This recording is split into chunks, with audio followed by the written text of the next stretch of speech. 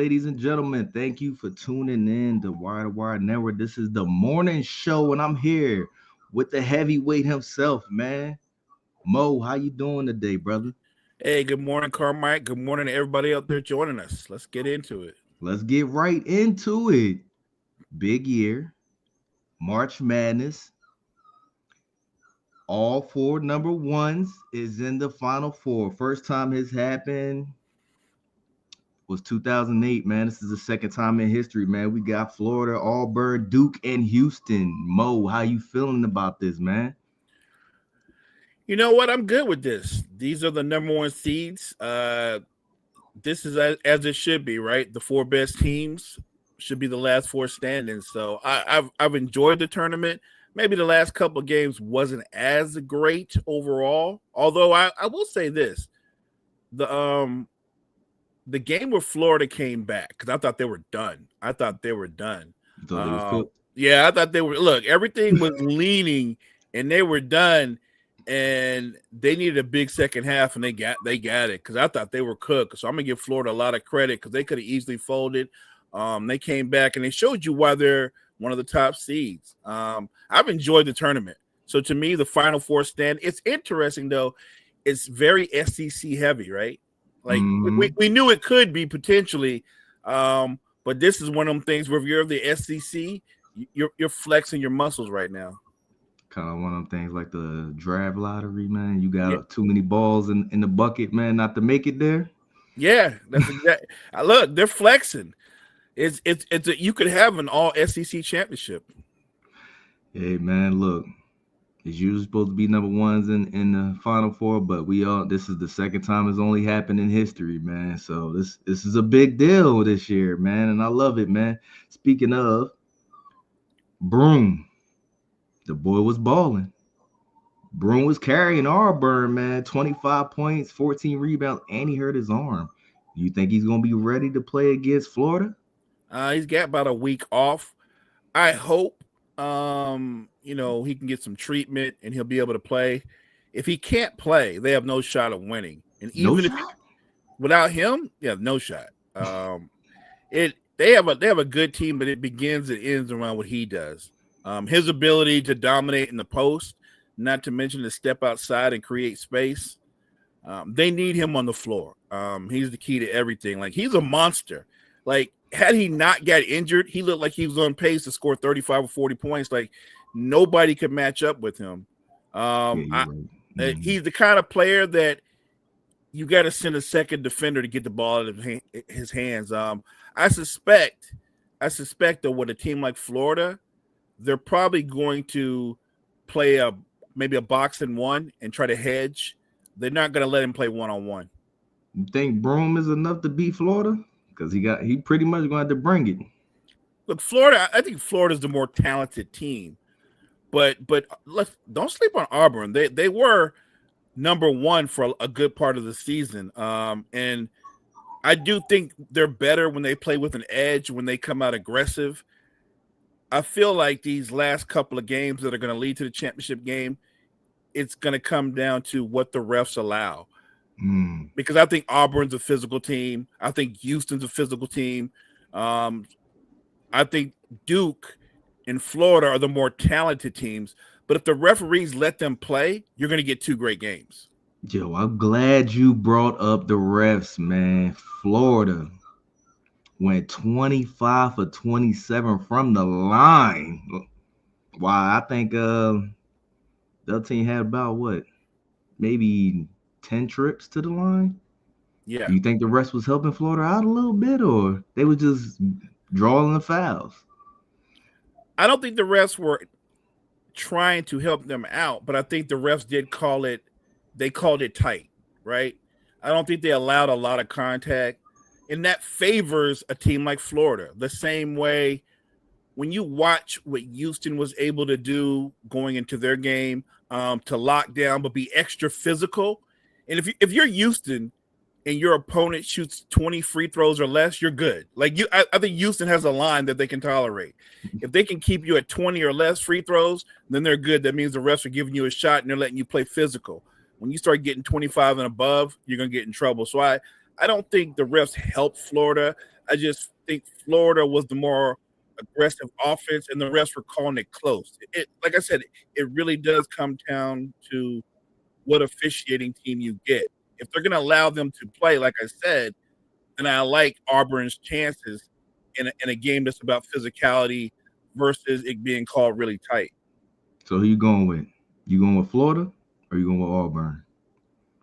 Well, I'm not crazy. I'm going with Florida. I think they're a more talented team. I think Duke's more talented than Houston as well. And for me, if it has to come down to what the refs allow or don't allow, Houston's going to be in trouble. Duke from the jump is more talented.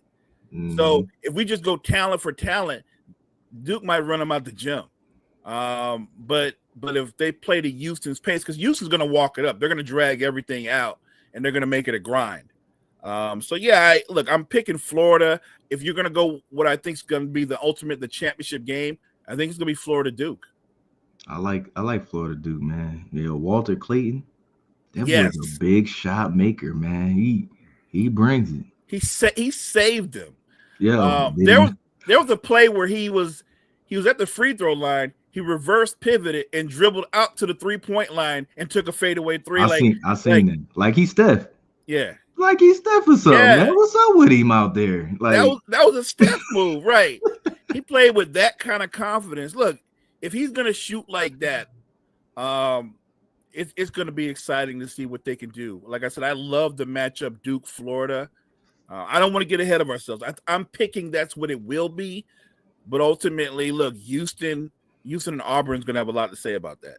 Hey, Houston don't have enough, man. That was gonna be my next question, man. LJ Cryer and Emmanuel Sharp, man, are they gonna be enough to put away Duke, man? But you already picked Duke. But what you think about Houston, man? Can they bring it? If Houston can keep the game at their pace, what they can't do, they can't play a game that's 88 or 90. If they're playing that high, they're scoring that much. That doesn't bode well for Houston. So I do think Cryer and company, they've got 3 perimeter players on that Houston team that shoot over 40% from 3.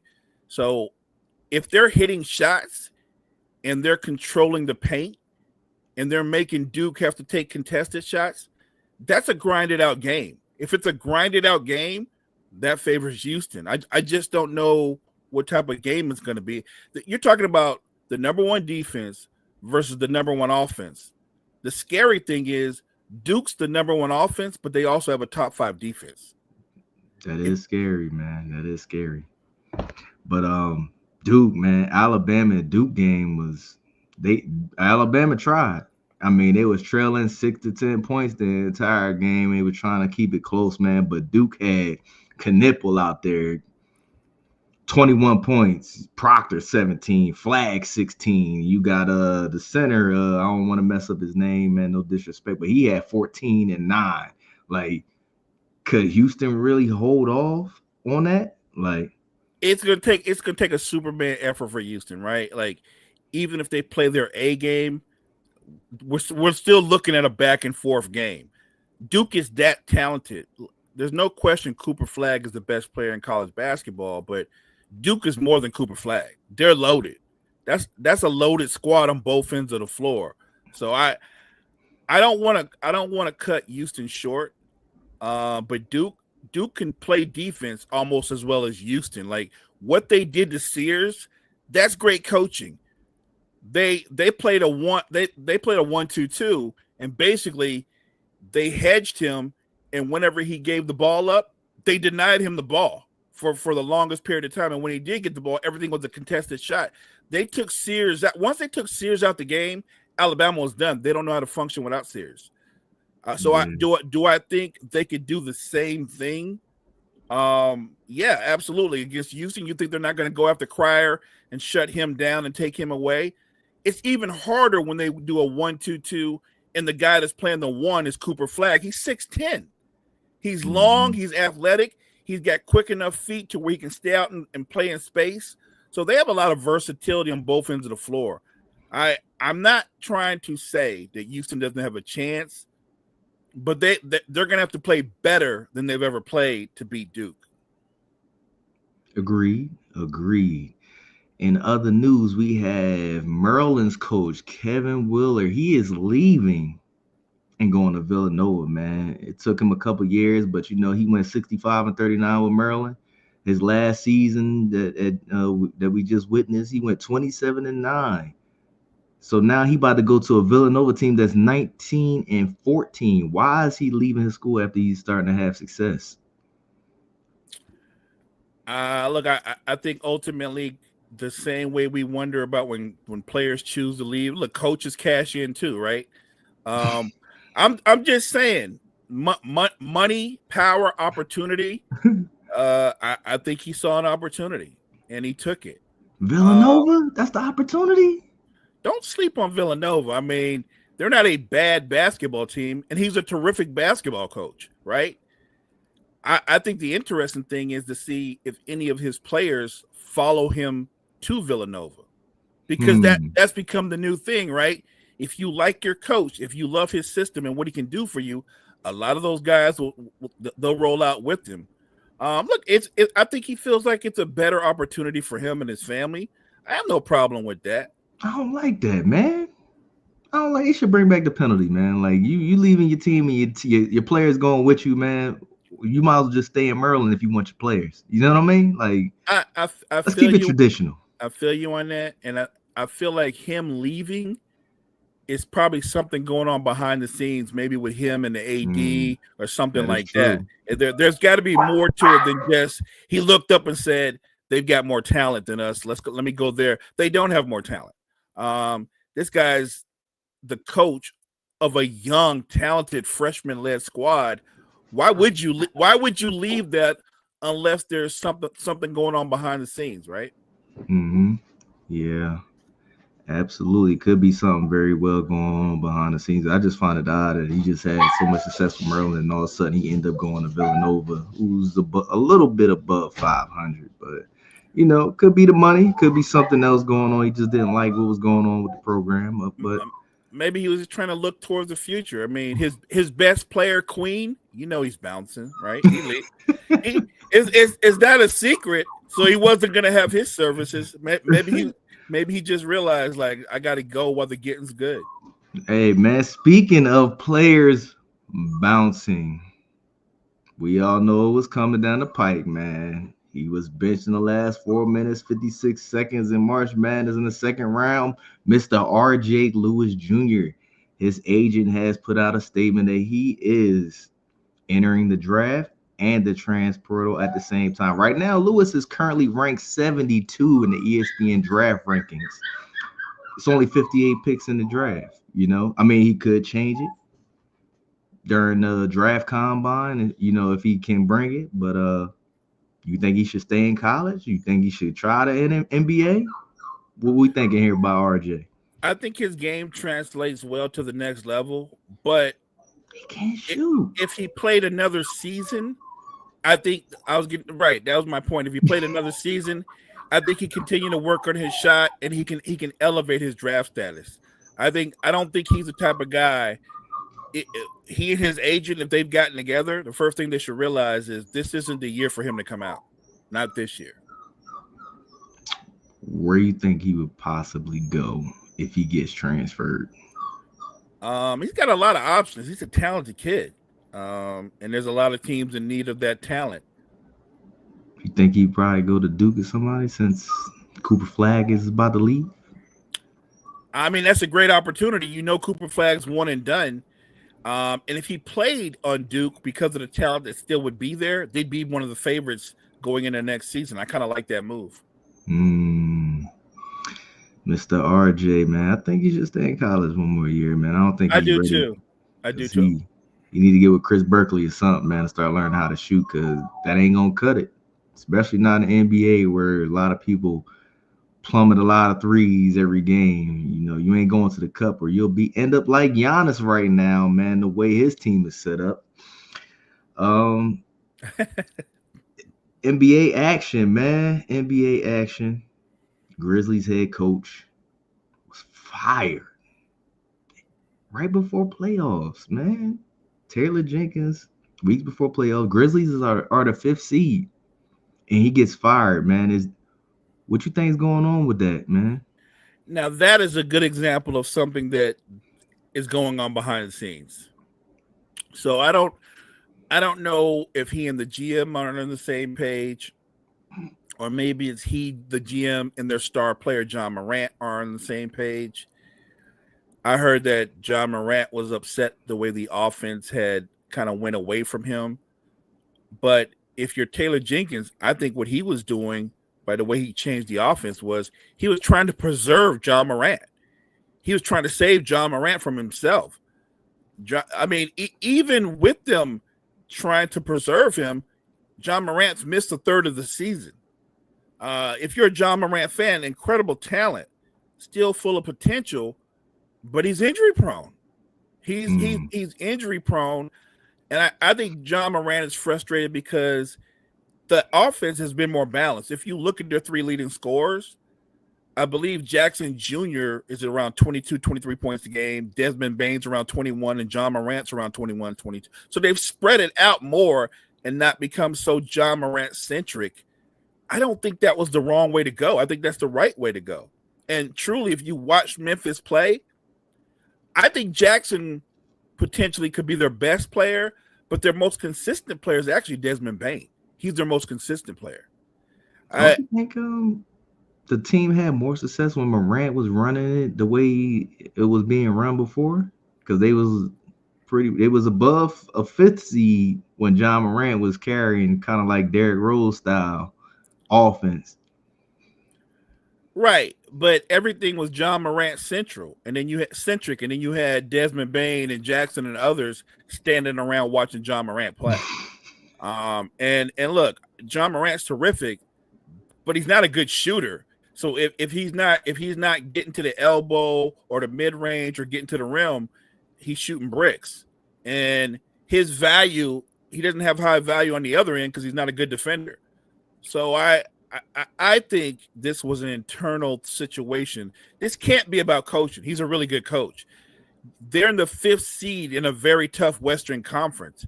They're not like Phoenix underachieving and underwater. They're the fifth seed, man. And if you look at the Western Conference, what separates fifth from second is 2.5 games. It's 2.5 games. Do you think John Morant really had that much power he can walk into the office? Hey, I'm not happy, bro. I'm not happy. Yes, I do. Because you do? Remember, Memphis is a small market team. So it's not like top NBA stars go when they become free agents like, yo, I want to go to Memphis. They never say that. They never say that. All right. Not unless they're forced to. They never say that. So when you have a star like John Morant or Desmond Bane or Jaren Jackson, you have to keep them in-house because help isn't on the way. Look, Memphis goes 10 or 11 deep. They've kept John Morant's minutes down to about 32 minutes a game. I don't think anybody in Memphis plays more than 32 minutes a game. That was a strategy to preserve them for the playoffs. I don't think it was failing.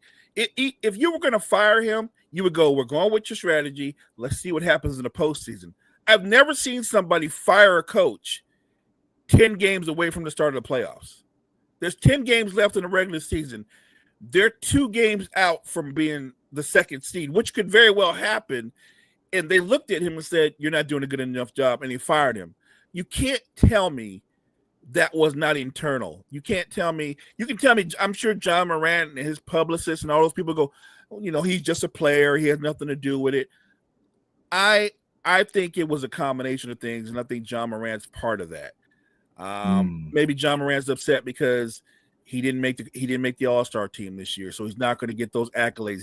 He's not going to be an All-NBA player this year. Like, if you look at the season that he's had, he shouldn't make the All-Star team, and he shouldn't be an All-NBA player. Like, their best player to this point this season has been Jaren Jackson.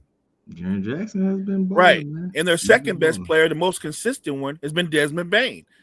I think John Morant is their biggest star, but I think if you build your team around a star that's constantly injured, you set yourself up for failure. Yeah, I mean, you're right. They do have a chance to clinch the 2 through 3 seed or through 4 because Only team in the West that had clinched the spot was the Thunder.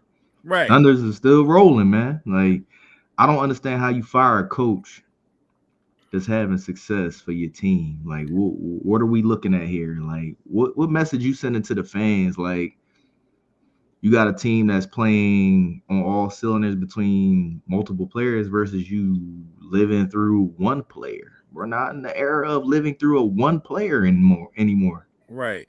They fired him. They fired him like they expected them to be the number one seed, or like the standard was we either one or two or you're fired. And I'm like, they're fourth, fifth, right? They're in that position, but Oklahoma City is number one for sure. I think Houston's number two right now, but that can change. That's how close 2 through 5 is. Matter of fact, the Lakers play Houston tonight, and one of them teams is going to lose, which means that gives the Grizzlies an opportunity to leapfrog one of them. That's how close the West is, and they fired this man. That doesn't make sense to me. That doesn't make sense. How far do you think the Grizzlies going to go now that they fired their head coach? I mean, before playoffs. Look, you say what message it sends to the fans. What about the locker room? And maybe it could be that he had lost. If your locker room is split, then you've lost the locker room. And maybe his locker room was split. Maybe there was one set of players over here, then there was another set over there with John Moran and company that didn't like where the offense was or where the direction the team was going. And that's why they decided to make that move. But look, whether he was their coach or not, I gave the Grizzlies an outside shot to make a deep run. I don't think they're going to a deep run. How deep we talking? No, I think that they could have made it to the conference finals. I mean, in a league where we talk about depth, the only team in the West that's deeper than the Grizzlies are the Thunder. They're the only team that's deeper than them. So they had a shot. The real question with the Grizzlies was, though, in late game situations in the postseason, when you got to get a basket, can your best player get shots? John Morant can finish at the rim, but can he make shots? Because every team that plays them knows the scouting report. He's wide open from behind the arc, not by accident. Not by accident. When they go, John Morant's wide open, the other team knows that. They want that. They want him to shoot those threes because he's a poor shooter. He is. I don't think the Grizzlies have enough leadership in their locker room, and I don't think they have enough shooting ultimately to make a deep run. Ladies and gentlemen, we have a special guest coming in this morning, man, and I like it, man. My man Gardy 3 is joining us. What's up, Gardy? How we doing today, brother? Oh, I'm doing great. I'm ready to talk some hoops, NFL. Let's get it. Yeah, man. Hey, we was just talking about how the Grizzlies coach got fired, man. Right before playoffs. I mean, they 4th seed, man. How you feel about the Grizzlies firing their head coach, man? It's funny because I know they've been struggling a little bit here in the second half. They've been struggling against, winning teams. I don't think they've beaten a team with a winning record since like February 3rd or something like that. It's weird, though, because I feel like this has to be something that's going on behind the scenes. Like, at the end of the day, this is still a team has like the 6th best record in the NBA. Like, what, 44 wins and like 29 losses? So I think this is just a situation where something's going on. I think he lost the locker room because I don't think there's really any other way to explain it, because even if they didn't like the coaching, why now? Normally you at least wait till the playoffs are over, since you're only 9 games out from the playoffs, and then you can the coach. So this is one of those that I think it's weird, but also like I'm willing to wait and see what really happened, because I don't think we're going to get the full details for a little bit here. Already got his jersey on the day too, man. Got my Dirk jersey. I'm ready to go.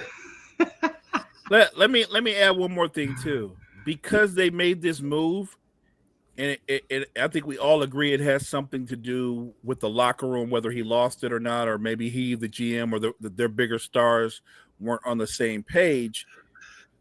I think John Morant just wasn't on the page with him. Right. I think that's right. So my point is, when you get your wish, when you're a star and you flex, and you get your way, you better not get knocked out in the first round, right? Without a head coach? No. You didn't want that head coach. You said he's not the guy. So you better not get knocked out in the first round because you don't get a pass. No way. I think you they don't get cooked, man. You know what? Look, they might be cooked, but if they're cooked, that's not a good look for John Morant, Jaren Jackson, or Desmond Bane, because you said this guy ain't it, and then you went forward with him. So if you get cooked in the first round, that's on you. Speaking of teams, why are we fighting at this point of the season? I think y'all know where I'm going with this. The T-Wolves game. They got 7 players, including one of the coaches that get ejected for fighting. Mo, what are we fighting for at this point right now? What are we beefing about, man?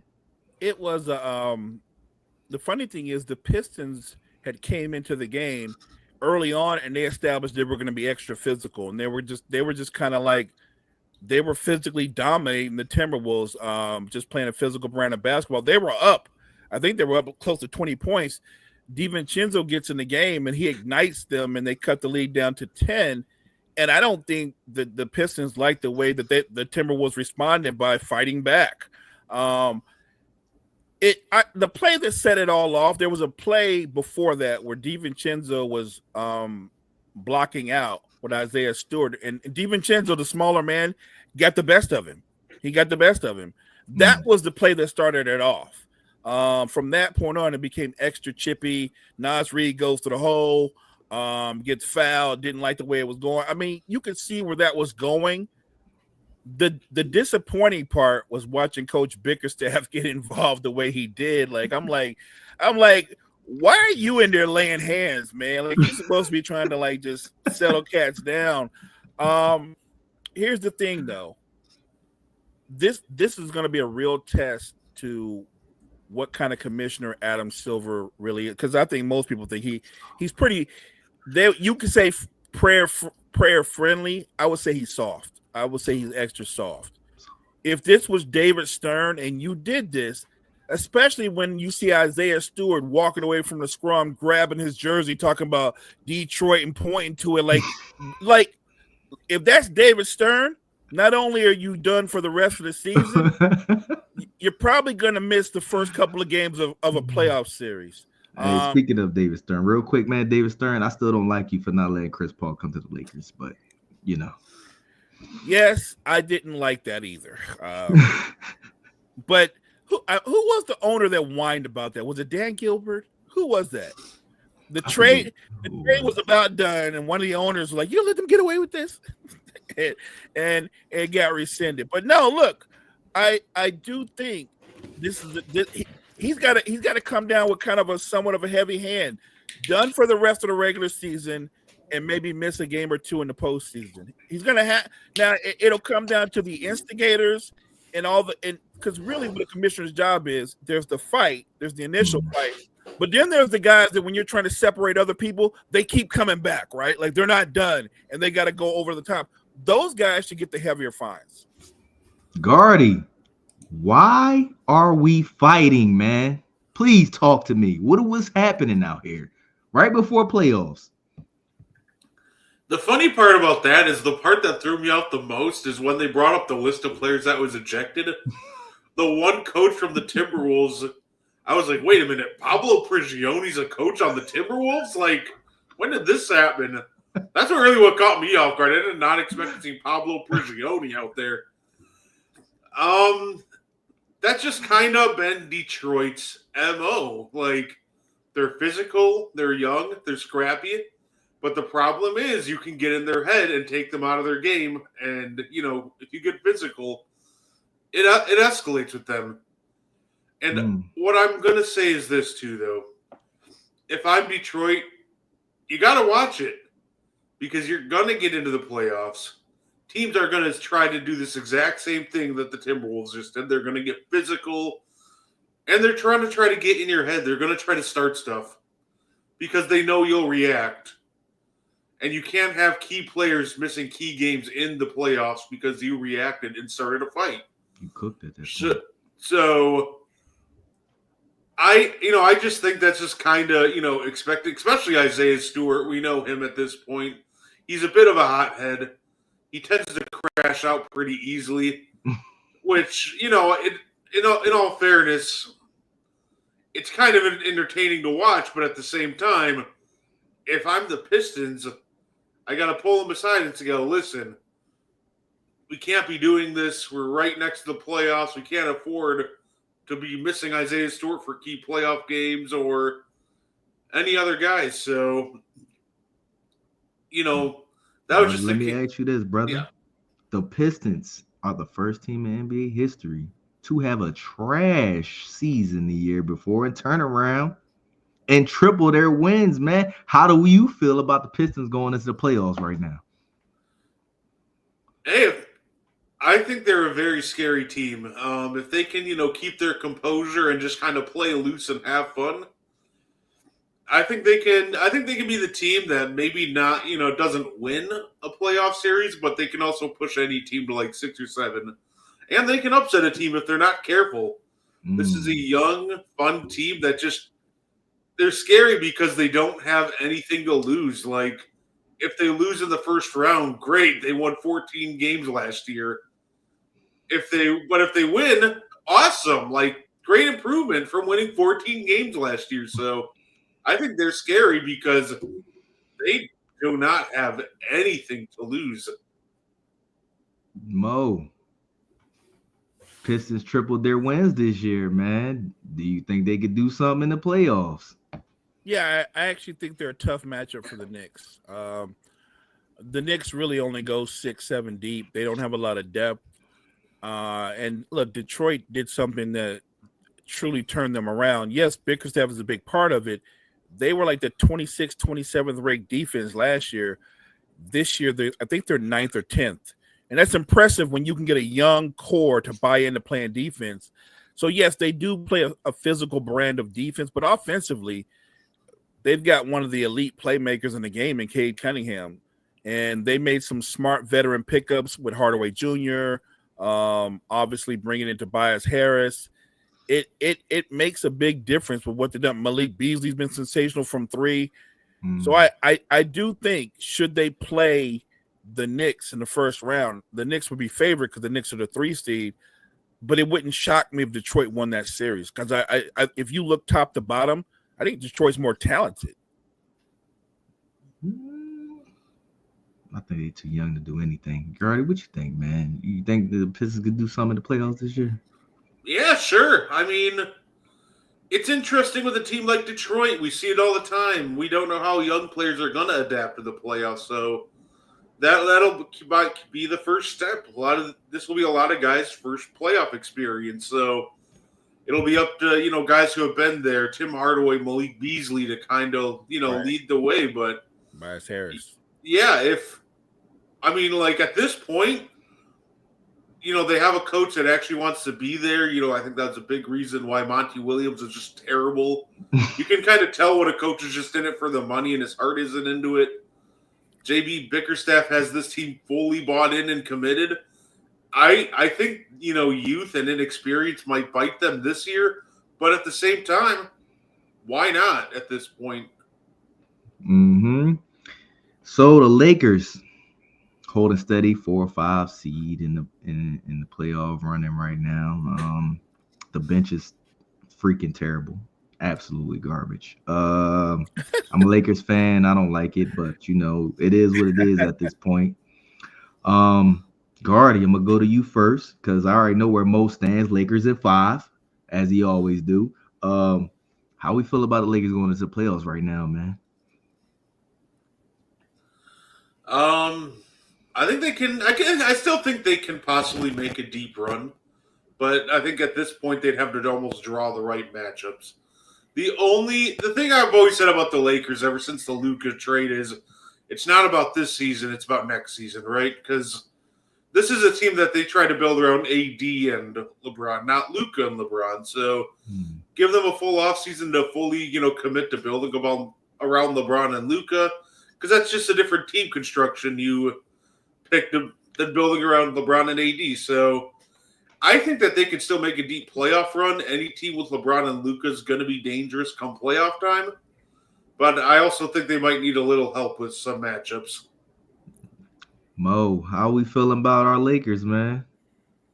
Look, like I said, when they made the Luka move, the Lakers have a puncher's chance to get to the conference finals. When you got two players like LeBron and Luka offensively and what they can do and how they can move your defense around side to side, their offensive firepower, because of those two, because of the shots that they create for others, they make them a matchup problem for most teams.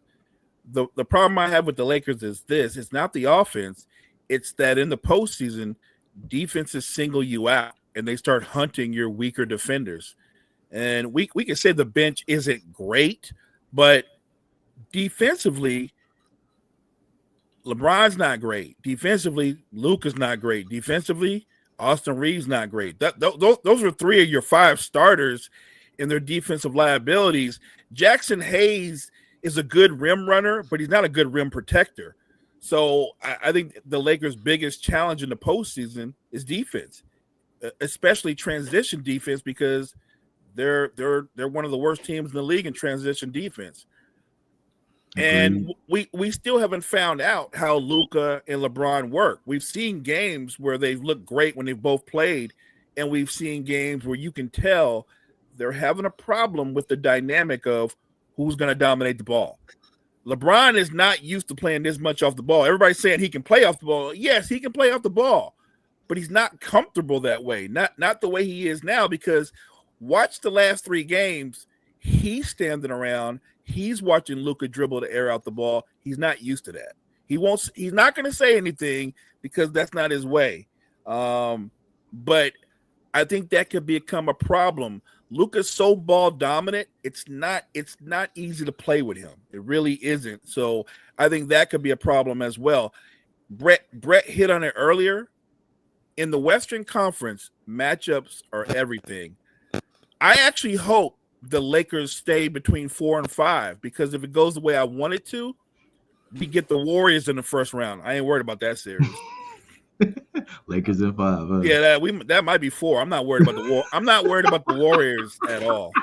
Warriors crazy. I'm not worried about the Warriors at all. That might be a sweep. That's nothing. Ladies and gentlemen, let's switch gears here, man. I want to go to a little bit of the NFL. I think I know what I want to talk about, man. I want to talk about Giants country. Let's ride. You got to pick your quarterback to start the season. Are you going with Jameis Winston or Russell, or are you drafting a quarterback this season? Mo, talk to me, man. I'm taking Carter. I'm taking the trend. If he's there, I'm taking Carter. I don't know if he's going to be there. If he's there, that's crazy to me. But if he's there and I'm the Giants, I'm taking Carter. If Carter's off the board, I might look to bring in a quarterback. In the end, Russ is going to be your – it might be Travis Hunter. Russ is going to be your starter. And I think Russ? You don't think James can take it? No, he can't take it. Jameis is going to – if you ask me, will Jameis play? He'll absolutely play, because their offensive line is horrible. Russ is going to miss some time because he's going to take a beating. Jameis will get in there and he'll take a beating. Travis Hunter would not be a bad pick, but his impact for the Giants is going to be greater on defense than it will on offense, because, again, I don't care who your skill positions are. If your offensive line is trash, your offense is going to be trash. So I like the Travis Hunter selection. And look, if Rush is your bridge quarterback, huh? I said Neighbors and Hunter, man, that'd be killer. Right, but you're telling me about what they could be. Remember, if the offensive line is garbage, it doesn't matter what your receiving team, like, you know what I'm saying? Like, if your quarterback's laying on his back, it doesn't matter if your receiver sprint down the field. So that's the. And by the way, that's the same problem the Pittsburgh faces. I don't care if they get Aaron Rodgers. If he's laying on his back all the time, it won't matter. So I think the Giants, remember the mandate. Dayball and the GM, they said win or you're both fired. So they're not going to start a rookie. They're going to start Russell Wilson. They're going to try to put together a makeshift offensive line and go forward from there. And I think if you can't get Carter, then you do draft a Travis Hunter. You do draft an impactful player. You can go for a quarterback. I think you can go for a quarterback in the later rounds. You can go for the quarterback in the second or third round. I think there's a better quarterback class next season. Come on, Brett. Talk to me, man. Broncos country, Giants country. Let's ride, man. Who you going with, Jameis? Russell? Yeah, I don't. They're probably just going to start Russell. Even if it's just a legacy start at this point, because that man is pretty washed at this point. But let's be real. I don't think they'll get a quarterback because I truly just think that it's going to be Ward and Shedeur Sanders going 1 and 2. And at that point, if those two go 1 and 2, I don't think there's that third quarterback that you're immediately jumping up and down to draft at 3. So at that point, I think you go best player available. And I don't think this is with a next year's quarterback class slated to be better than this year's. Plus, I don't want to see a rookie go to New York because you know what's going to happen. The Giants are going to start it slow. They'll be desperate. They'll throw this rookie into the fire, and then they'll probably just end up ruining whoever they get. We've seen it happen time and time again before, and the Giants have a buzzsaw of a schedule this year. They're going against the AFC West, the NFC North, and the NFC South. Like, they're pretty much just dead on arrival at that point. And I would hate to see them try to do some heroic, desperate move to save their season and buy themselves time by saying, hey, Shedeur Sanders, here's a stretch with the Chiefs, Packers, Lions, and Vikings. Go try to win us some games and then end up, just kind of ruining a young quarterback. So I would almost just prefer get through this season with Russell Wilson and Jameis. We know they're both getting fired at the end of the year. And when you draft the quarterback, you can marry the GM, coach, and quarterback next year. I think that's the right move for all parties involved. I can dig it, man. Mr. Diggs, Guardy, I'm coming to you, man. Mr. Diggs and T. Higgins seem to be getting these new multi-year deals with the 1 year out for the GMs, man. His deal is he got a 3-year deal, $69 million, but it's really not $69 million. It's really 63.5. To get to 69, Diggs has to catch 100 passes and get 1,300 receiving yards in 2025, coming off of ACL, man. But they can opt out after 1 year, man, and no penalty. How you feel about it? I think it's kind of smart on both sides, right? I think Diggs, you get a 1 year payday, and the thing is, he doesn't have any competition in that wide receiver room. The Patriots wide receivers stink. Sorry, Kyle, but they're all pretty awful. You don't like Kendrick Bourne, man? Say that name again slowly. So he's going to a situation where he can get a lot of targets and just kind of try to work himself back into shape next year, and then either they can, continue on together, or he can work himself back into shape to go join a new team next year. So I think Diggs and the Patriots is almost like a perfect marriage for, both sides. Mo, come on, man. How you like these sneaky multi-1-year deals that they sneaking on these wide receivers? It's a smart move because if you're the Patriots, you don't know what version of Diggs you're actually getting. He was already an older receiver before he got injured, and now he's coming off an ACL. Usually what happens when a guy gets an ACL injury and he's an older receiver, he starts having all these other little injuries that slow him down. I think Diggs is washed. So good for him that he gets, washed. And good for him that he gets this payday for the Patriots, but I love the way they form that contract. He's not going to catch 100 passes. He's definitely not going to have 1,300 receiving yards. So this is literally a 1 year deal. And remember, he just said he ain't got no competition. So who Drake May gonna throw the ball to? No, they're going to throw the ball to him, but that doesn't mean by default he's going to have 100 catches or 1,300 yards. It just means he's their best receiver. It doesn't mean he's a great receiver anymore. He's just their best receiver. I think the Patriots are going to have an interesting season. Drake May, look, you give him a target that you think is going to be reliable, but the real question is, it's a 17-game season. This is an older wide receiver who's not as quick or as fast as he was in his prime. Can he hold up for 17 games? Doubtful. Rumor mill has been rumoring. It's a big rumor that has been going around, man. The Colts could possibly be trading for the number 1 pick for the Titans. What they would be giving up possibly would be the 14th pick in the first round, the 5th round pick, the 2026 first round pick, and Anthony Richardson. Is this a good trade, Mo? If they could pull it off? Yeah, so they're just giving up picks, right? Yeah, it's a good and trade. Anthony Richardson. Right, so just picks, right? So, yeah, I think it's a good trade. It's a good trade because Anthony Richardson's he's not a starting quarterback. He's certainly not a franchise quarterback. So I don't know if this happens, but if the Colts can pull this off, more power to them. I don't know why the Titans would do that. That doesn't make sense to me. Like, are they really looking at Anthony Richardson going, he's the guy? Maybe they feel like, I don't know. Maybe they might give Will Levis another try and look for another quarterback elsewhere down the line. Well, if you give Will Levis a try, you are looking for another quarterback. That would be what your plan is. I'm not going to believe that happens. I'm going to say that Tennessee's smarter than that, because even if you're not confident in Will Levis, even if you don't take Ward, that only makes sense to me if you take Carter. Right, because I think Carter's a transcendent talent. Ward has incredible potential. I'm not one of those guys that are awed by pro days, right? Because I remember Jamarcus Russell throwing a football from his knees in his pro day, like 80 yards in the air, and it blew everybody away. And then he got to the league, and you realize the hard way he was a bum. So, right. So having a freakishly good pro day doesn't make or break what you actually are.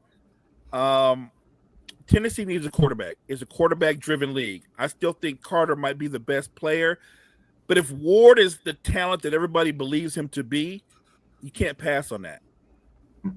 Come on, Gardy, talk to me, man. Is this a good deal if they do decide to take it?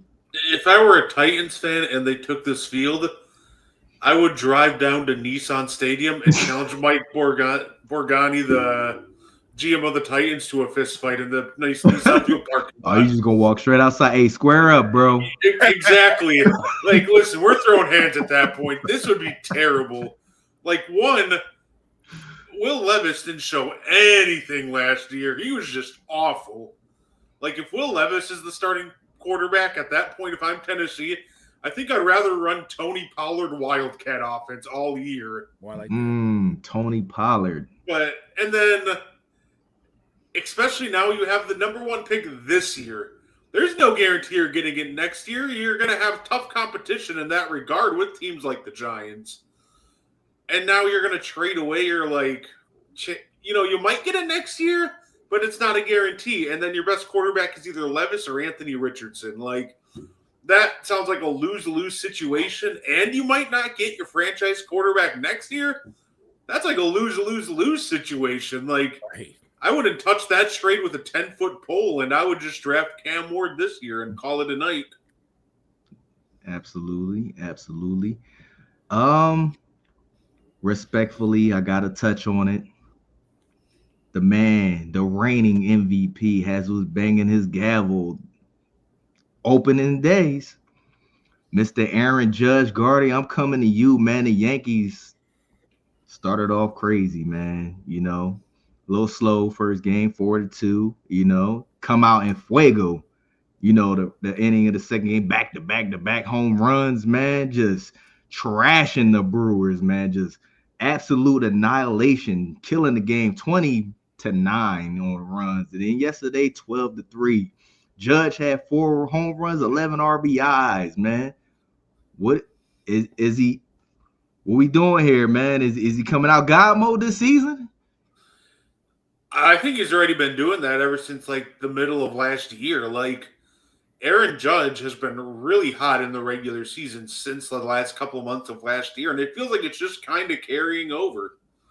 He's been fantastic to start the year. He was fantastic to end the year for him. So I don't think that this is anything like different than what we've been seeing from Aaron Judge for, the last, going back to last year. So it's tough, obviously, watching, my Brewers get absolutely hammered. That's your Brewers? Yeah, I'm from Milwaukee. So, oh, man, I'm watching them get absolutely hammered, and it's not great. But you know what? Congratulations to the Yankees on their hot start. And, I'll be excited to see, interested to see how it all goes, especially with the whole controversy with their new bats. So, see how all that plays out. Mo, man. The Judge himself is coming out with a hot bat, man. How you feeling about this right now, man? Another MVP season? I think he's going to be right there. Look, Aaron Judge is a great player. My only issue with him is, though, he's not been a great postseason player. And here's the crazy part. It's baseball, so like we're a whole 166, like we're a whole forever away from the postseason. But I don't judge guys like on their regular season player what they do. I think he'll be tremendous like he always is. And then the question will be what the Yankees can and can't do in the postseason, because ultimately that's all that really matters. The whole thing about the bat situation, I know we'll probably get into that even more on tomorrow's show. To me, from what I've read, if they're not breaking any rules, and they're not breaking any rules, then it's not a controversy. It sounds to me like they're being smart. And rather than complain about it, other teams might want to adopt the same thing and alter their bats the same way. Or could it be a little thing like getting it banned, like the Tushy push? Yeah, we whine about everything these days. Now they want to. Now they're hell bent on getting rid of the. It's a matter of safety. Like, okay, I got you. I don't even think it's funny because they want to ban the tush push when in all reality, if you want to ban the tush push, just properly call it illegal formation. Because like every time they line up for it, it's an illegal formation with how far they are ahead of the line of scrimmage. So it's the rules right there. They're already breaking the rule. Just enforce the rule. Don't even need to ban the move. Just say you can do the tush push, but you have to stay behind the line of scrimmage. So it's funny though. People are blasting my Packers because they're the ones that suggested the rule change, but now everybody's on board. So it's like the Packers just said the quiet part out loud, what everybody was thinking anyway. So they are definitely getting on board with it, man. So we looking like the Yankees and the Dodgers are starting out very dominant this year, man. I mean, they're playing not so good teams, but are they really not so good teams, or are the Yankees and Dodgers just this dominant this year, man? Yeah, Dodgers are starting out 5-0. Gardy, what's up, man? The Dodgers is like that. The Yankees is like that this year. Yeah, I think when it's all said and done, that these are two teams that'll be right in the thick of it when it comes to competing to make it all the way to the World Series. So I think both teams, I think the Brewers are going to be a perfectly serviceable team. But sometimes it doesn't even really matter. Sometimes teams just start out so hot that it doesn't really matter. And that's kind of what's happening so far, it seems. You just got two teams in the Yankees and Dodgers that have come out of the gates firing. And sometimes when a team's as hot as they've been, even if you are a good team, there's just not a whole lot you can really do when both teams are hitting as well as they are to start the year. This is true. How you feel about them Dodgers, Mo? Well, as a resident front-running Dodgers fan, it's just another season. It is what it is. I expect us to be back in the World Series, win another World Series. It's kind of what they do. Look, it's fun to watch the Dodgers. It's even more fun to watch Freddie Freeman and Betts and company do their thing. Ohtani, as long as he can stay healthy.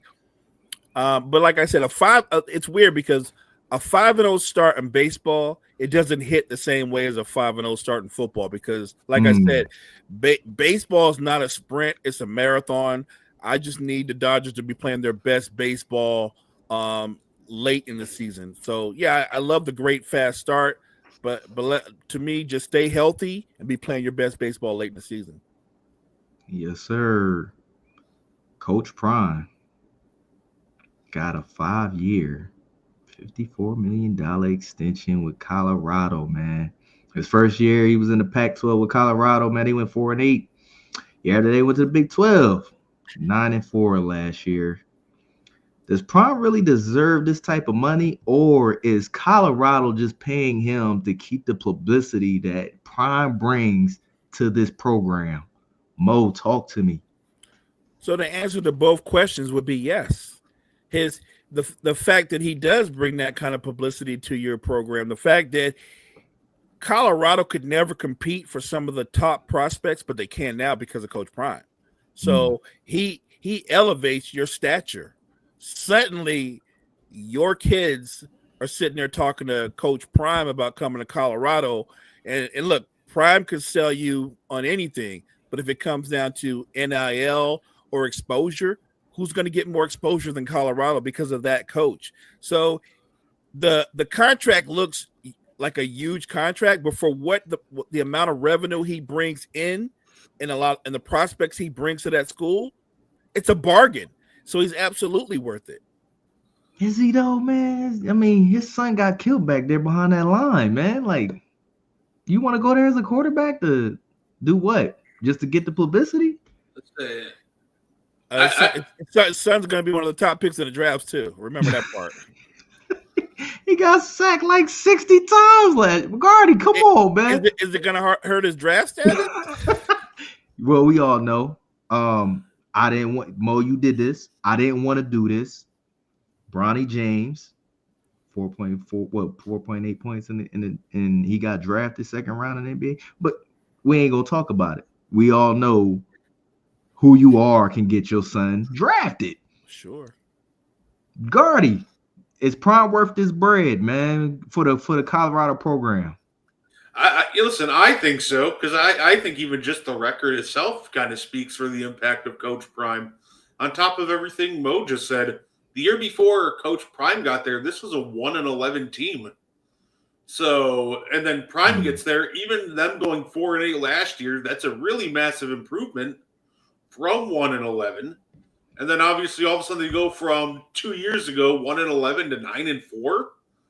Like, I think that's fantastic. I think that he's already – I know a lot of people are going to be like, well, he's Deion. You know, he's the guy. He's just a publicity stunt. I think he's already shown that he's more than a publicity stunt because he's getting it done on the field. We can talk about a bad offensive line and everything else, but at the end of the day, he still took a 4-win team and improved them to 9 wins, even with the shaky O-line. So – give him a year to maybe recruit some more O-linemen, give him some more time, and hey, sky's the limit for them next year. Bowl game next year for Prime? Is that the expectation? I don't think it's out of the realm of possibility. I like it. Mo, what you think, man? Is Colorado going to a bowl game next year? What? I think it's a possibility. A lot has to do with the recruiting class that they bring in. You harped on it. Maybe one of their weakest links. It's both sides of the football. They're not that stout at the line of scrimmage, especially on the offensive line. You upgrade the offensive line along with the other supplemental parts, and suddenly you go from 9 wins to 10 or 11 wins. I certainly think Colorado has a shot to get a bowl. I do, to get a bowl bid. Ladies and gentlemen, it's been a pleasure, man. Brett, Gardy 3, I appreciate you coming by. We got more to talk about. We couldn't get to everything today. Gardy, you have any closing remarks for the people today? Yeah, it was great hopping on. Thanks you guys for letting me on. I definitely appreciate it. I appreciate you coming, man, waking up for us, man. It's been a pleasure. Mo, carry us to the finish line, brother. Thank you guys so much for joining us this morning. Make sure you check out all the great content we have at Wire to Wire Network. Wire to Wire Network,